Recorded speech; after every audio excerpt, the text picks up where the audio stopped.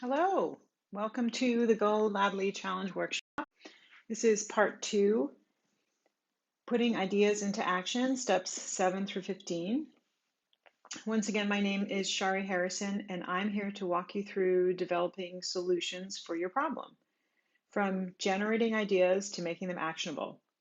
If you are watching this, you have hopefully found the problem you'd like to solve and are inspired and ready to begin solving. Here are the steps we will be covering in this workshop. We'll first generate a vision of what the world looks like when your problem is fully solved. We'll then generate ideas for how to achieve that vision. We'll look at the specific outcomes we'd like to have happen, followed by the impact we want to create and an action plan to make it all happen. So let's get started. The very first step in the process is to begin with the end in mind.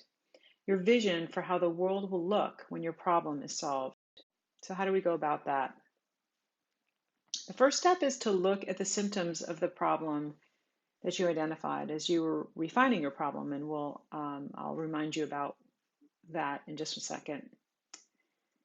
These symptoms are going to be helpful because they should be gone in the vision that you're producing. The next tip I have for you is to be bold. This isn't the time to be practical. You can be practical later. And finally, you want to focus on what you want the world to look like, not how you plan to get there, at least not yet. So that's how you come up with a vision for your solution. Let's look at an example. So we have been talking about this example from the first workshop. Teenagers in my community are experiencing more depression. And we had divided up symptoms and causes. So symptoms were eating too much or too little, doing badly in school, people getting mad at friends, etc. And we also had a set of root causes. So if we were to create a vision for how the world's going to look when this problem is solved, here's a couple of examples of what that might look like, building on the symptoms that we just talked about. Teenage girls that I want to impact are happy, they do well in school, and they enjoy their friends and family. Another one might be teenage girls that I want to impact are engaged and thriving at school, at home, and with their friends. So you can see this is just two different ways to describe the world once you've solved your problem.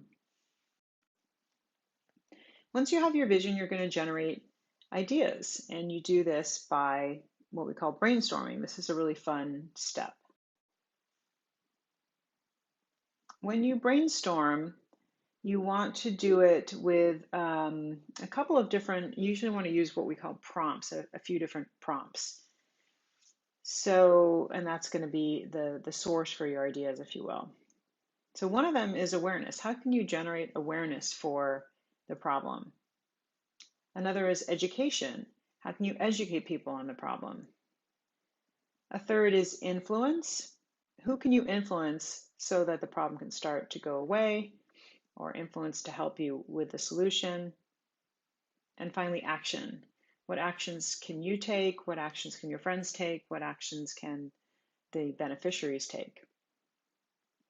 So here are some examples for the problem of teen depression in each of those areas. You could create a presentation and either give it yourself or get an expert to come speak at local schools about teen depression. You could create a flyer and post it around the schools or neighborhoods. You could try and influence the school or even the government to have a free therapy for all depressed teens. And some actions you could take on your own would be to start a support group or maybe a book club. So that's 5 ideas. You want to shoot for at least 5, I'd say maybe even try and get to 10. Now it's time to pick the ideas that you want to go after. This is a quick and easy way to do that I've used in my work in technology software development for prioritization. Take each of your ideas and see which one ranks highest using the criteria, in this case, from the golaadli challenge. So the criteria that is laid out in the challenge is impact, importance, feasibility, success, and interest. So how much impact will it have? How important do you think it's going to be to the beneficiaries? How easy is it going to be to implement? How successful do you think it will be? And how much interest do you have in actually doing it? So rate each idea against each of the criteria, where 1 is low and 10 is high. And then all you need to do is look at the idea with the highest score, and that's going to be your winner. In this case, the decision is that starting a book club is the best idea. One thing to remember with feasibility is that if the people that need to change or do the work are the same as those that benefit, that's going to increase the feasibility of your solution. If you really need other people to change, that's going to decrease feasibility. So for example, the free therapy law. Step 10, write it down. I love the super short step. Step 11 is to revisit who benefits from your solution with a new lens of what solution you've picked.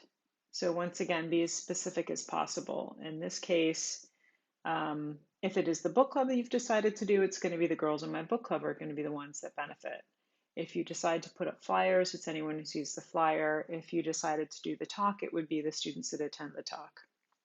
So those are the beneficiaries of your solution with the lens of what you've picked to implement. In step 12, you need to develop a set of goals that you want to achieve that are specific to your chosen solution. When creating these goals, remember the acronym SMART. A good goal is specific, measurable, attainable, relevant to the problem you are solving, and time-based. Here's a couple of examples from our book club solution.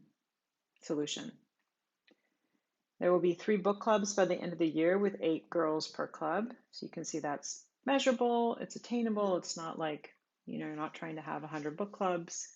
It's relevant to the solution, it's time-bound. Another, we will feel better by being together and because of what we have learned from the books. I can measure how it's helping by having each girl take a survey at the beginning of each meeting and answer the question, how often do you feel depressed? So instead of just making it, oh, we'll feel better by being together, you want to really say in the outcome how you've measured your success. In this case, a survey.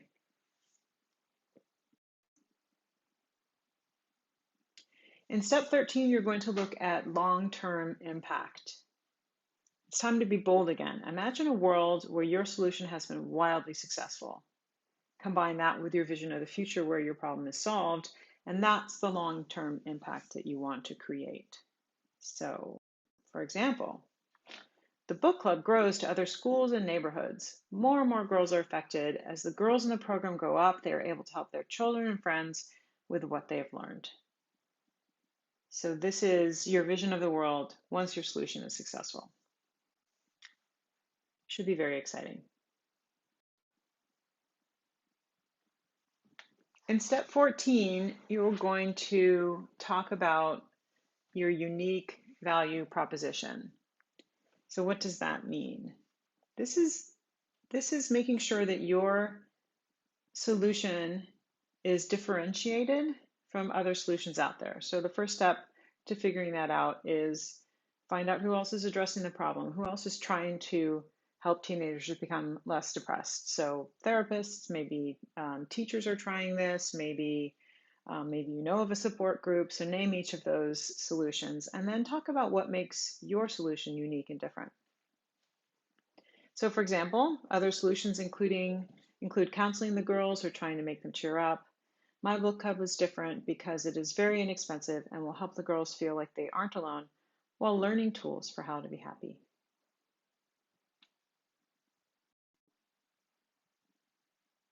Step 15 is to create an action plan for making your goals happen.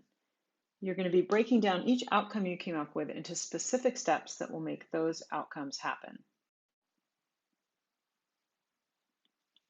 So you remember from, I think it was step 12, that you want to have 3 book clubs by the end of the year. So how are you going to, what are the milestones, the interim steps that need to happen to make that achievable? Here's an example. You maybe create flyers and post them in the first school. You find a place to meet and you do that by June 1st.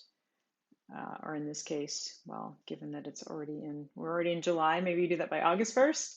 You hold the first meeting, you put flyers up in the second and third schools by a certain date, and then you hold the first meeting for the second and third book club by a certain date. So now you have 3 book clubs started.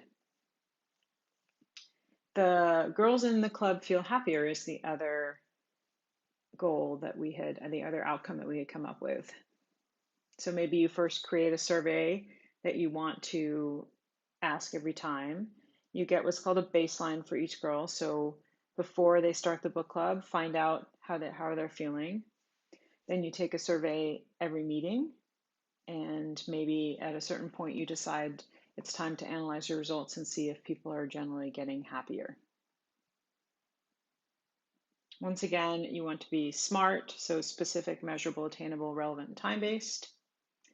And with that, you are done.